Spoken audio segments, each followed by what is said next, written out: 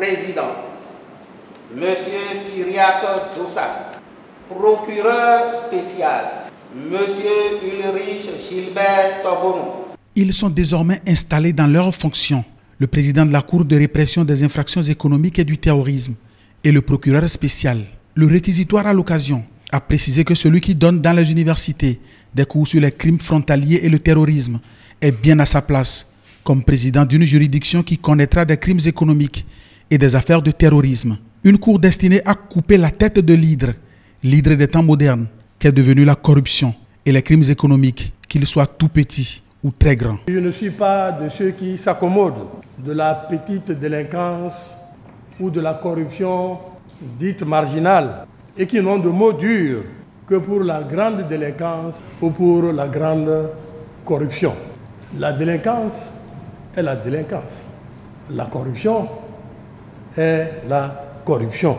Il sera loin le temps où, pour se soustraire à la justice, il suffirait de se faire élire pour siéger au palais des gouverneurs. De l'insomnie donc au programme pour les locataires du palais des gouverneurs qui prennent les couloirs feutrés et les fauteuils douillets de l'hémicycle pour des assurances tout risque pendant que les menus frétins et les voleurs de poulets sont traînés dans les tribunaux. Le temps est à présent venu d'inverser la tendance pour imposer, sinon la vertu, du moins le respect de la valeur travail, le respect du bien public, le respect de l'autorité de l'État.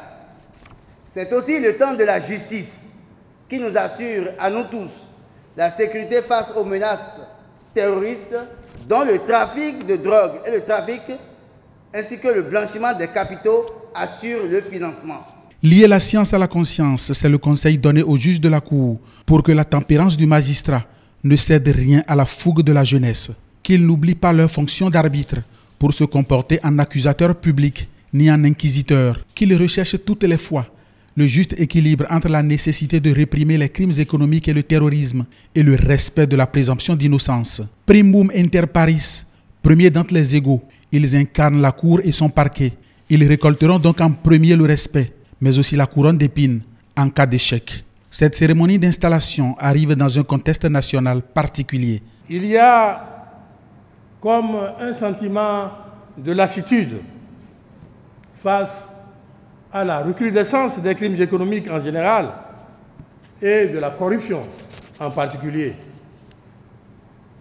Mais bien plus que cela, c'est l'impunité des crimes économiques qui en rajoute à la révolte des citoyens qui ont le sentiment d'une justice à deux vitesses. Au plan international, la libre circulation des personnes et des biens a fait le lit au trafic de tout genre, avec pour conséquence le blanchiment des capitaux et le terrorisme qui menace l'existence même des États.